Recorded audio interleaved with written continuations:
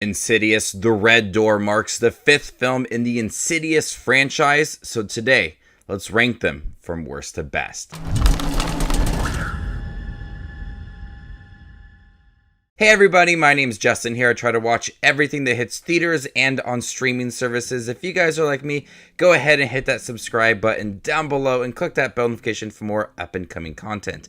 Leave your list down below. How would you rank all 5 of the Insidious films from worst to best? Coming in last place is Insidious The Last Key. There are some good moments in here. I like that it really does focus on Lin Shaye's character, Elise, looking at her past and how it's affected who she is. Diving a little bit deeper into this character is something I did appreciate about this movie. And they try to do some things differently with its story and its characters. The charm is still there for Elise, and she really holds this film together. Unfortunately, it's not that terrifying. The atmosphere is chilling, but there is a lack of scares within this movie as it tries to focus more on human characters being terrifying rather than demons in the further. So many times within this movie, I feel like I'm just trekking through it. I'm seeing a lot of Elise's backstory, her traumatizing moments with her father, and I'm not getting a lot of scares. And that just makes for one of the more lackluster Insidious films. It's decent, it's a good watch, but out of all 5, it's the one I didn't get the most out of.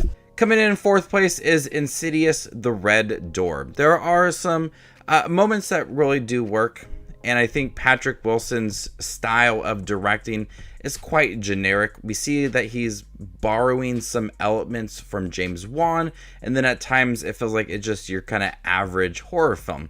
I like how the film did look at Patrick Wilson and Ty Simpkins' relationship, fatherhood, and the struggles with it as well, and seeing these two characters struggle to connect. But when you look a little bit deeper at that, it's feel like they are very disconnected as they have these repressed memories, and it's really affecting who they are, and they have a relationship that is very strained. So looking at that relationship adds a lot of depth to these characters, but also it's not terrifying. And the spotty moments with its writing and watching Dalton discover the further and trying to solve little mysteries within it never really amount to much.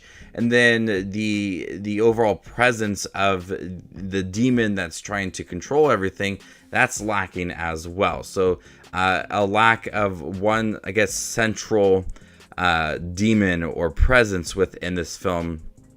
There wasn't really that amount of urgency within this movie. And so the Red Door at times worked, at times it was quite disappointing. There were some creepy moments, but you feel like you've seen them before, where James Wan took the first 2 Insidious movies and made them quite simple for what they were.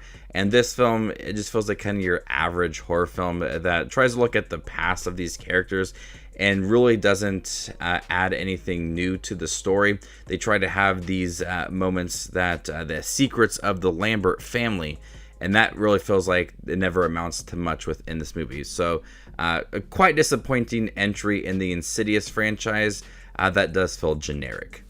Coming in 3rd place is Insidious III. The film that departed from the Lambert family was pretty good. There were some really creepy moments in here, and I like what they did with the character.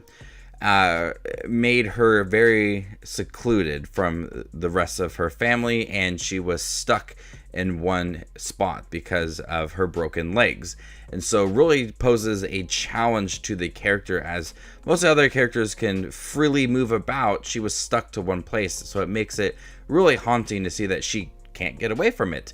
And the imagery is pretty creepy. I think that they tried to match a little bit of the first 2 Insidious movies.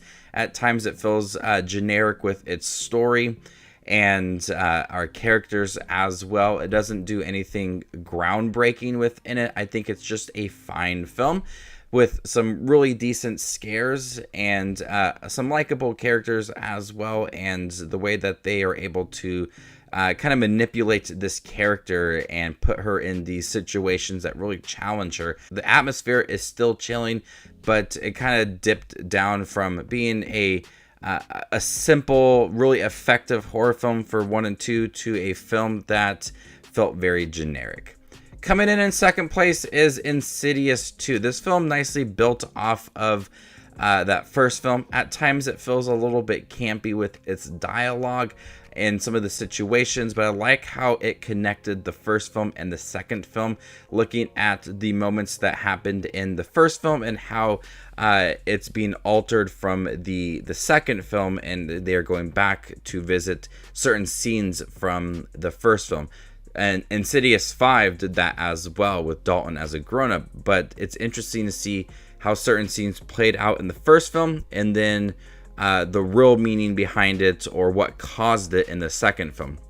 And Patrick Wilson holds this movie together. He gives a really good performance as a father that's struggling to protect his family, but then also this demon is taking control of him as well. So he's able to really balance this performance, going from someone that's really welcoming and nurturing to downright disturbing. And I really like that performance from Patrick Wilson in here, and watching the family be affected by all of this and their reaction. Some really good performances within this movie, some really creepy imagery as well. The score is really great, elevating the chilling atmosphere within this movie. The second Insidious film, a little more corny compared to the first film, but still really able to capture that atmosphere, and I like how it connected to that first film with some really good performances along the way. But coming in first place is the first Insidious film. This was a clear choice for me. There are a lot of effective moments, very simple when it comes to delivering these scares. There are some absolutely terrifying moments within this movie, and it being a PG-13 film, it's not relying on blood to terrify you. It's relying on the imagery throughout the film. Like when Rose Byrne's character goes into her young daughter's room, we see the demon behind the baby's crib. To this day, absolutely terrifies me. So moments like that, just quick little shots of someone standing there, really works. And that's the overall atmosphere of this film, is that it's not trying to be something big. It's very simple with its scares, and it's really effective.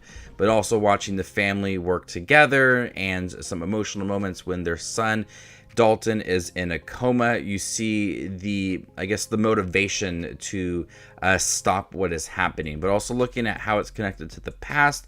I thought it was very strong as well. Lynn Shay is great in here as Elise. She is a great addition to the story.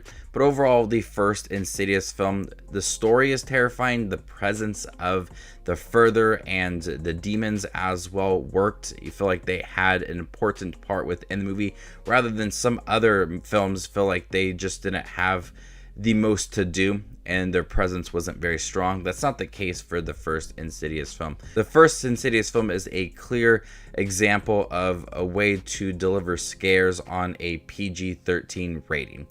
It's not going to deliver blood and guts and killing moments left and right. It works for what it does. And this is one of James Wan's better films. So there you guys have it. All 5 Insidious movies ranked worst to best. How would you rank them? Let me know in the comment section down below. And stay tuned for more up and coming content like this. My name is Just Watches Movies. And you guys stay classy, YouTube.